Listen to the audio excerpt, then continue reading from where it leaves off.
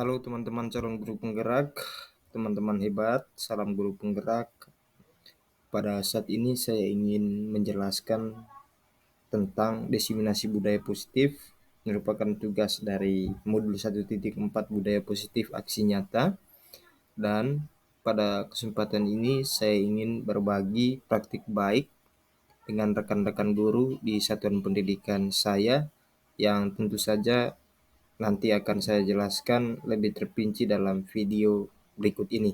Silakan teman-teman perhatikan video berikut ini dan saya mengharapkan segala masukan kritikan dari teman-teman untuk membangun, dan harapan saya kritikan-kritikan itu akan senantiasa membuat saya lebih untuk memperbaiki diri di masa-masa yang akan datang dan demi mencapai kesempurnaan.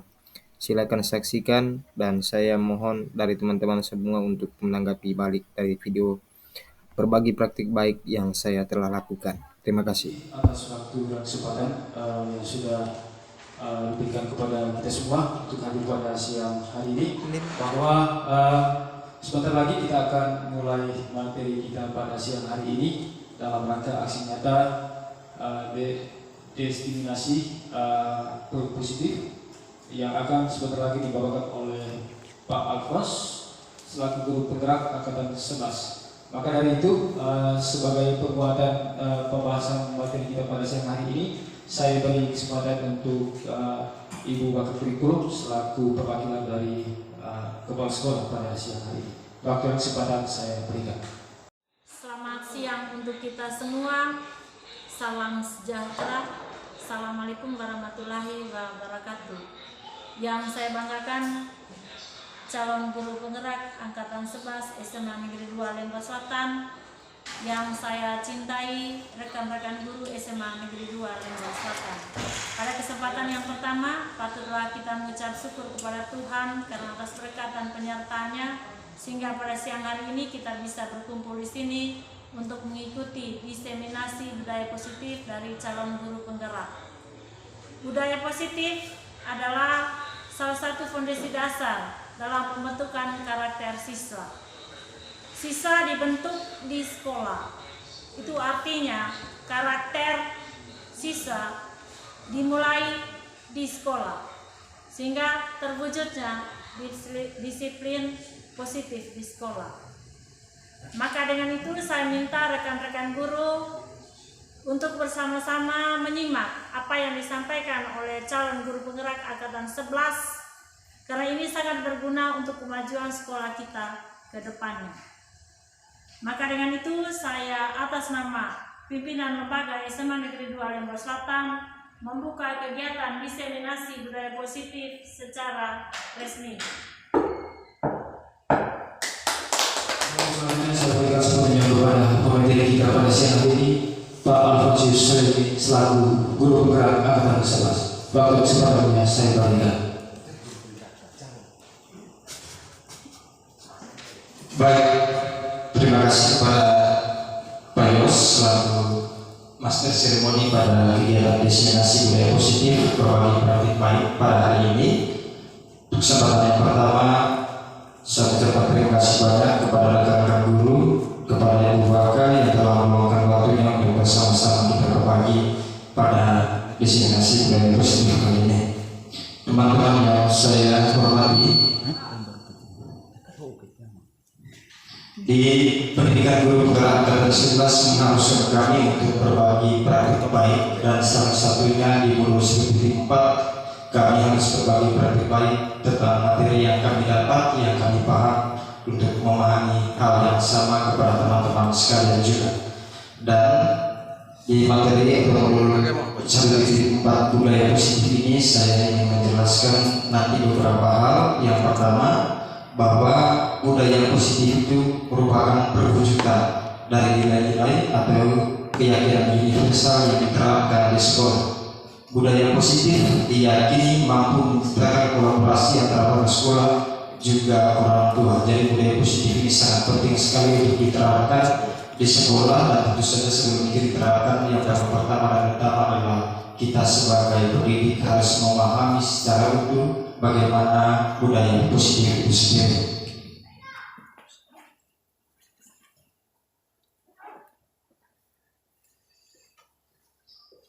konsep dasar dari bonus 4 budaya positif ini adalah yang pertama itu adanya perubahan paradigma belajar, yang kedua disiplin positif, yang ketiga kebutuhan dasar manusia, yang keempat motivasi perilaku manusia, posisi kontrol, keyakinan kelas, dan segitiga restitusi. Itu yang nanti akan saya jelaskan kepada teman-teman sekalian. Yang pertama, perubahan paradigma, dari stimulus respon menjadi teori kontrol. Pada stimulus respon, kebutuhan semua orang itu sama. Semua orang melihat hal yang sama. Guru mencoba mengubah murid agar berpandangan sama dengan guru berlaku, guru siswa dapat dilihat sebagai sebuah kesalahan. Jadi guru melihat kesalahan yang dilakukan oleh siswa atau perbuatan yang dilakukan oleh siswa ini adalah sebuah kesalahan. Guru bisa mengontrol murid dan model berpikir menang kalah. Sedangkan teori kontrol, kebutuhan orang itu tidak sama. Semua orang memiliki gambaran berbeda dan guru berusaha memahami pandangan murid. Perilaku guru, murid memiliki tujuan. Guru tidak bisa mengontrol murid dan berpikir mana-mana. Jadi perubahan paradigma tadi. Jadi kalau yang pertama tadi di mana kebutuhan sama, sedangkan di teori kontrol kebutuhan murid itu berbeda.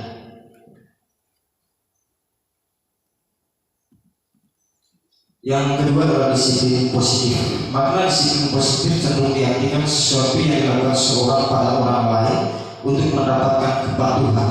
Kecenderungan tersebut haruslah diubah.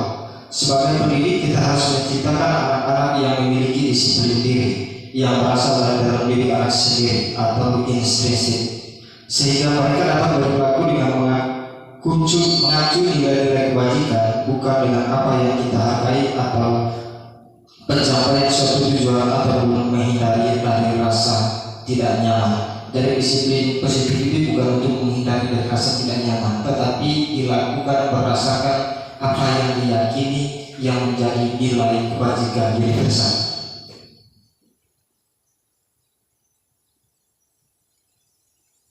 Yang berikut teman-teman, kebutuhan dasar manusia. Seluruh perilaku yang dilakukan murid pada dasarnya memiliki tujuan tertentu. Murid memiliki kebutuhan dasar tertentu ketika melakukan sesuatu perbuatan.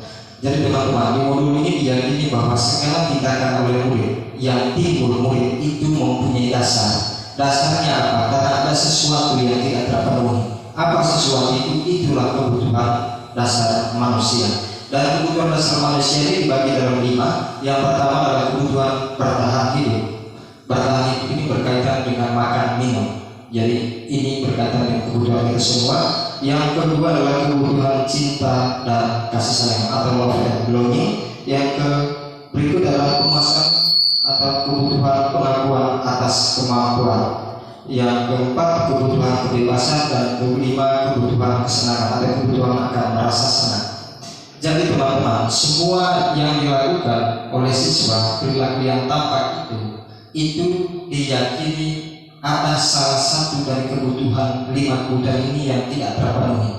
Murid yang melakukan sesuatu di kelas yang tidak sesuai dengan keyakinan kelas, yang tidak sesuai dengan peraturan kelas, itu diyakini bahwa ada salah satu kebutuhan dasar yang tidak terpenuhi, sehingga yang dia lakukan adalah berusaha untuk memenuhi kebutuhan itu. Kebutuhan kesenangan misalnya, dia senang untuk mengganggu teman di dalam kelas, itu diyakini karena dia ingin memenuhi kebutuhan kesenangan. Mungkin itu.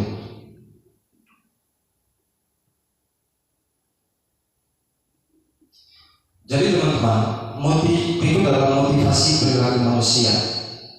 Kita semua tentu melakukan sesuatu itu punya motivasi. Dan motivasi yang pertama untuk menghindari ketidaknyamanan atau hukuman.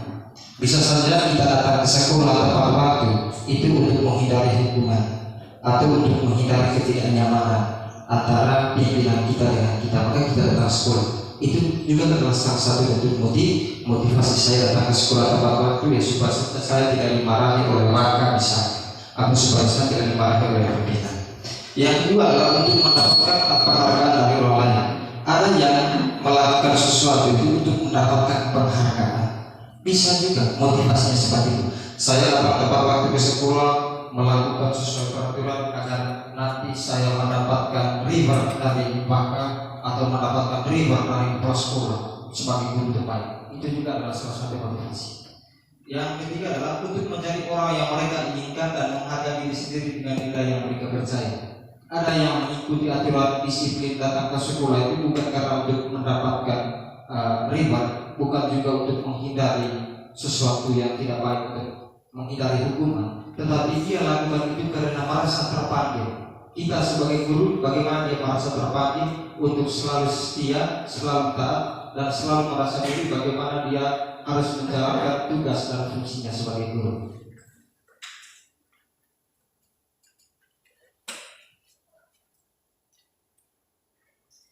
Jadi motivasi bisa dibagi ke dalam dua, motivasi dari luar dan motivasi dari dalam. Motivasi sesungguhnya adalah dorongan yang timbul pada diri seorang secara sadar atau tidak sadar untuk melakukan suatu tindakan dengan tujuan tertentu. Jadi dia punya tujuan tertentu untuk melakukan sesuatu. Motivasinya apa? Kalau tadi kita bahas ada yang dari luar dan ada yang dari dalam. Dari luar motivasi asset. Murid melakukan kedisiplinan dikarenakan takut, menghindari hukuman atau mengharapkan dan bentuk penghargaan. Jadi murid datang ke sekolah tepat waktu, mengumpulkan tugas tepat waktu, mengikuti aturan sekolah. Kalau motivasi dari luar, itu berpandangan dari luar, itu dia lakukan itu hanya takut kepada guru atau takut disanksi karena melanggar peraturan. Ya, yang dari dalam adalah murid melakukan kedisiplinan dikarenakan sadar dengan nilai kebaikan yang ada, kebajikan yang ada di dalam diri. Jadi itu tadi dia sadar dia sebagai murid tugasnya apa dan tanggung jawabnya apa. Dia sadar akan dirinya sebagai murid harus belajar, sebagai murid mematuhi peraturan yang ada di sekolah, dan sebagai murid dia harus melakukan dan melaksanakan apa yang menjadi tugas dan tanggung jawabnya sebagai murid. Dia melakukan itu secara sadar, bukan berdasarkan motivasi yang lain. Kalau dari luar tadi dia lakukan sesuatu itu, datang ke sekolah, kita tugas itu karena takut dihukum, karena mungkin ingin mendapat penghargaan dari gurunya sebagai murid terbaik. Jadi mungkin itu.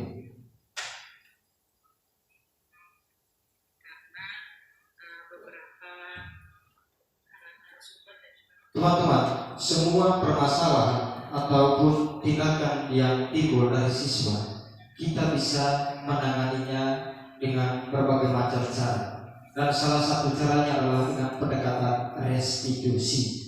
Pendekatan restitusi itu apa? Adalah sebuah cara menanamkan disiplin pada murid. Ini adalah sebuah cara bagaimana kita sebagai pendidik, sebagai guru menanamkan nilai-nilai disiplin pada murid melalui pendekatan restitusi kepada murid yang melakukan sesuatu atau kepada murid yang melanggar keyakinan sekolah maupun keyakinan kelas.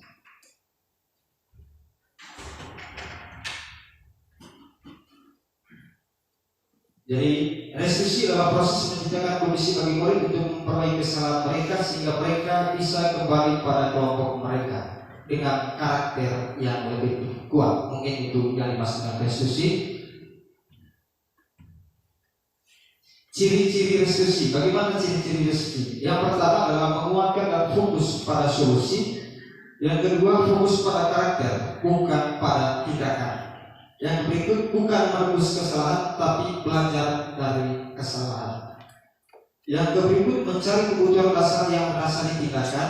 Yang berikut tabaran, bukan paksaan. Yang berikut memperbaiki hubungan, dan yang terakhir adalah menuntun untuk melihat ke dalam diri. Jadi ciri-ciri restitusi kebanyakan itu bagaimana kita sebagai guru itu menanamkan nilai-nilai disiplin kepada dia untuk bagaimana dia merefleksikan diri terhadap nilai kebajikan yang berlaku di sekolah, terhadap keyakinan yang berlaku di sekolah. Kita melatih dia untuk merefleksi diri, untuk belajar dari kesalahan yang telah dia buat, untuk dapat diperbaiki tahap selanjutnya sehingga tahap yang akan datang dia tidak bisa atau dia tidak akan melakukan hal yang sama.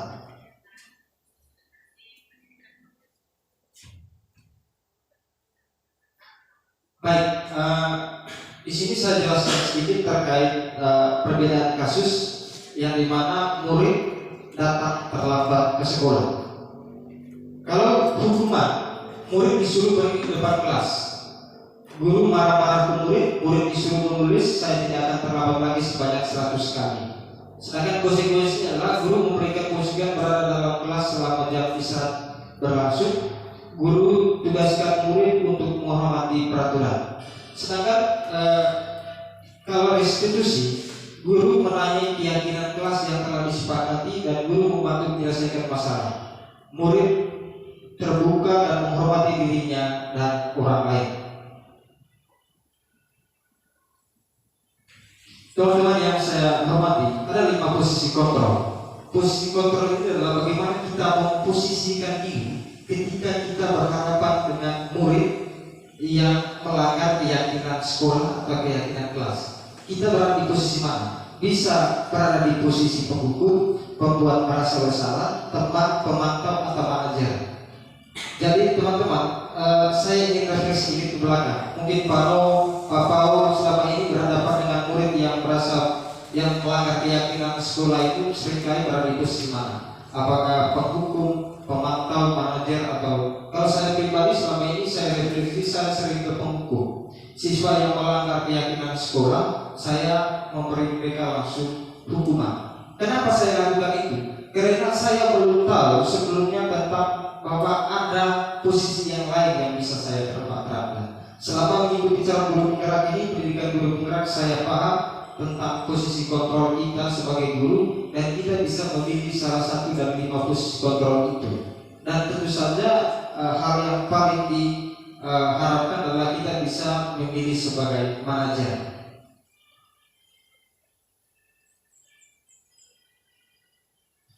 Ya, contoh penerapan 5 posisi kontrol dengan kasus murid tidak memakai atribut lengkap saat upacara bendera.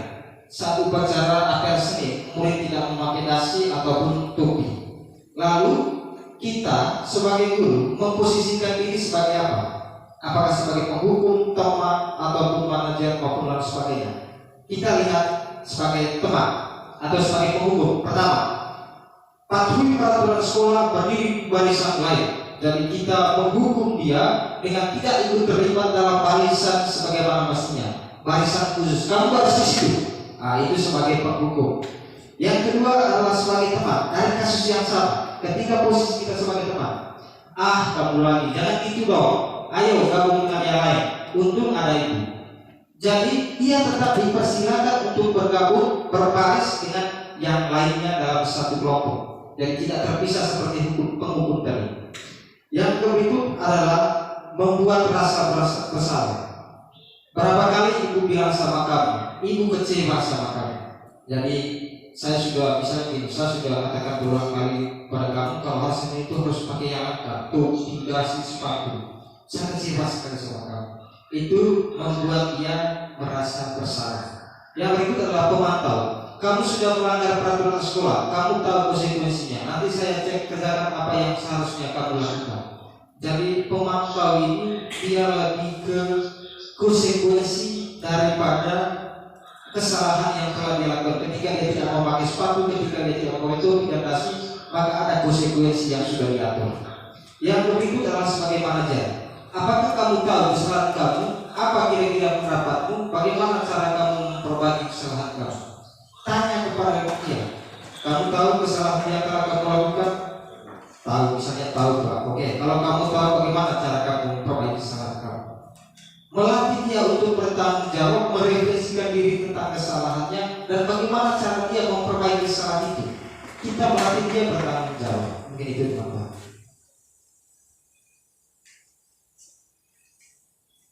Yang berikut keyakinan kelas.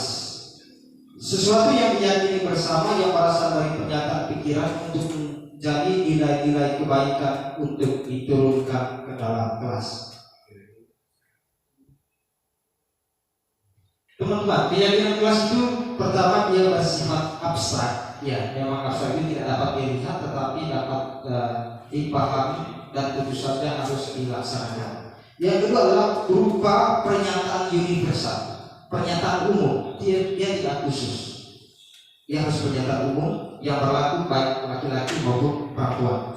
Yang ketiga adalah dibuat dalam pernyataan positif. Ya, harus dibuat dalam pernyataan positif. Jangan berpernyataan negatif. Yang keempat sedikit saja agar mudah dipahami sedikit. Jadi kalau kepanjangan juga nanti susah diingat. Yang kelima adalah sesuai dengan kondisi kelas dan sekolah sehingga mudah diterapkan, harus menyesuaikan diri dengan keadaan sekolah.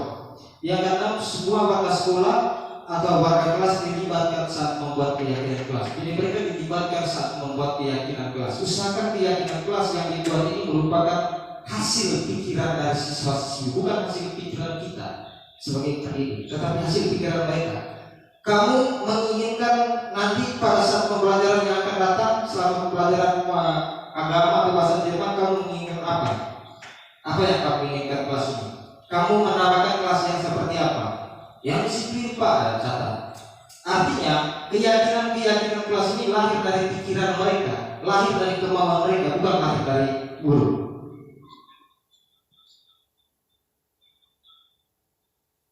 Yang berikut teman-teman, segitiga restitusi.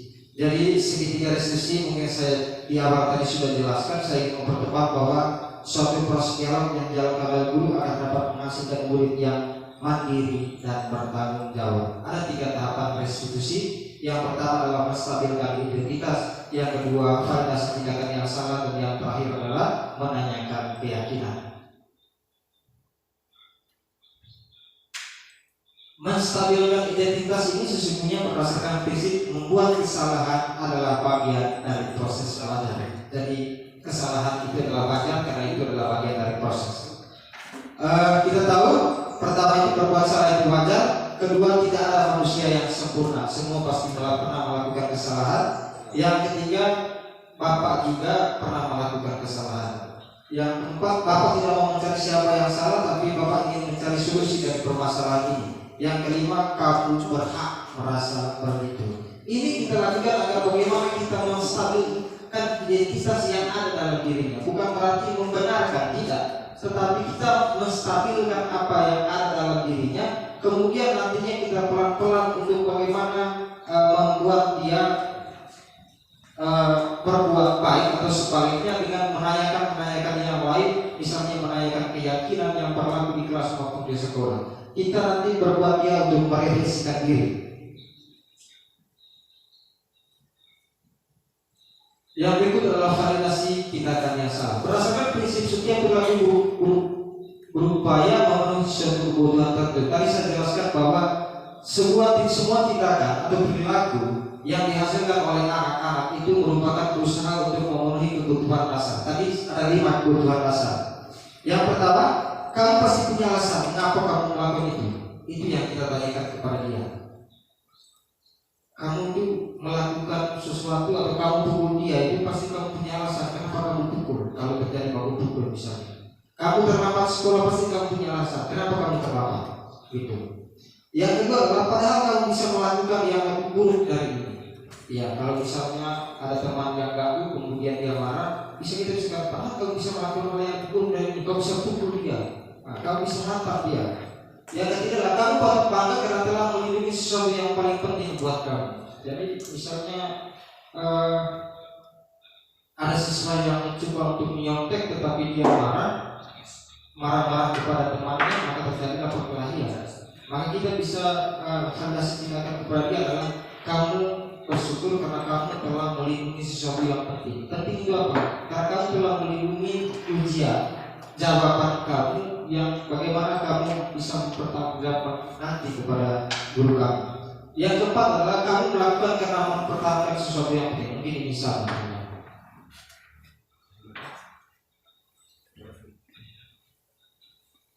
Ya, menanyakan keyakinan. Kita semua memiliki motivasi internal, motivasi dalam diri untuk melakukan sesuatu. Jadi hal yang perlu kita tanyakan kepada siswa atau murid yang bermasalah adalah keyakinan kelas apa yang telah kita sepakati. Bila mana ada murid yang telah melakukan sebuah kesalahan tidak sesuai dengan keyakinan kelas, kita wajib tanya keyakinan kelas apa yang telah kita sepakati. Menanyakan kepada dia agar dia berrefleksi diri. Yang kedua adalah kamu ingin menjadi orang yang seperti apa? Pak, saya ingin menjadi orang yang dihormati. Ya, kalau kamu menjadi orang yang dihormati, kamu juga harus bisa menghormati orang lain. Pak, saya ingin menjadi orang yang dicintai. Kalau kamu ingin menjadi orang yang dicintai, kamu juga bisa harus mencintai orang lain dalam hal positif. Mungkin begitu. Baik teman-teman, mungkin itu saja pemaparan budaya positif dari saya. Sebelum saya mengakhiri kegiatan ini, saya kembali kepada MC untuk membuka. Mungkin ada teman-teman yang bertanya. Ya, baik. Terima kasih Alfons sudah menyampaikan materinya tadi. Maka dari itu saya selaku MC mau kembalikan ke teman-teman untuk mungkin ada yang mau bertanya terkait dari aksi nyata yang disampaikan oleh Pak Alfons.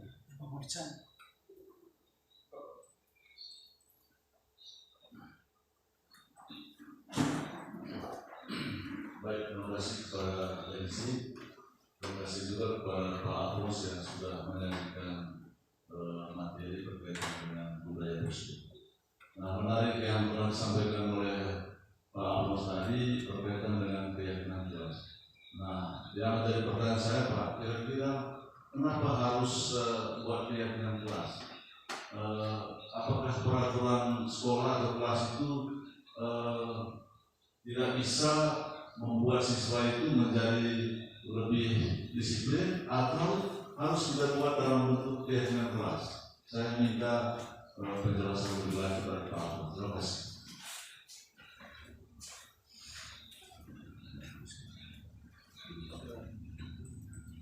Baik, terima kasih kepada Pak Paul. Kenapa kita membuat keyakinan kelas? Apakah peraturan sekolah tidak cukup untuk mendisiplinkan murid? Peraturan tentu punya konsekuensi bila mana ketika kita melanggar peraturan yang telah disepakati. Tetapi keyakinan kelas tidak ada konsekuensi yang timbul ketika kita melanggar, karena keyakinan adalah lahir dari keinginan bersama yang disusun bersama, yang tentu saja merupakan harapan bersama. Jadi Pak Paul, apakah peraturan tidak cukup? Bukan tidak cukup, tetapi peraturan dia lebih condong ketika seseorang melakukan kesalahan, maka ada konsekuensi yang menjadi akibat ketika itu melanggar. Tetapi keyakinan kelas tidak. Dan peraturan memang saya tidak tahu lebih pasti apakah peraturan itu disusun seluruh warga sekolah atau tidak, tetapi keyakinan kelas lebih kepada bagaimana keyakinan itu diremuk bersama antara guru, wali kelas, dan siswa yang ada dalam kelas dan diberlakukan dalam kelas itu. Mungkin itu. Dan tentu saja keyakinan kelas ini adalah sinkronisasi relevan, harus relevan dengan keyakinan sekolah. Mungkin itu Bapak. Saya Bapak. Ya, baik, terima kasih. Mungkin ada lagi yang mau bertanya? Pak No? Ya, baik, terima kasih karena sudah tidak ada lagi yang mau bertanya. Karena itu pemateri kita pada siang hari ini Pak Agus Sene selaku guru penggerak angkatan 11. Mari kita tepuk tangan dulu untuk beliau ini. Sebagai kata penutup dari perjumpaan kita pada siang hari ini, lagi-lagi saya aturkan kesempatan untuk Ibu Bapak Guru selaku perwakilan dari lembaga. Waktu yang sudah saya berikan. Ya, terima kasih atas waktu dan kesempatan. Ya, terima kasih untuk Pak Alfons ini selaku calon guru penggerak angkatan 11 SMA Negeri 2 Riau Selatan atas pemaparan materinya. Ya, saya bangga sekali dengan materi hari ini, yaitu disiplin positif. Harapannya apa yang disampaikan hari ini kita terapkan di sekolah kita. Kita terapkan di kelas sehingga terwujudnya budaya positif itu. Ya, saya minta Bapak dan Ibu guru tadi sudah menyimak, sudah mendengar apa yang disampaikan oleh calon guru penggerak. Mari kita mulai untuk terapkan dan wujudkan ini di kelas sehingga sekolah kita yang kedepannya bisa menjadi lebih baik dari hari ini. Jadi terima kasih Pak Alfons atas materinya. Materi ini sangat berguna sekali untuk perkembangan sekolah ke depannya. Di akhir kata saya atas nama Kepala Sekolah sekolah menuntut kegiatan diseminasi budaya positif secara resmi.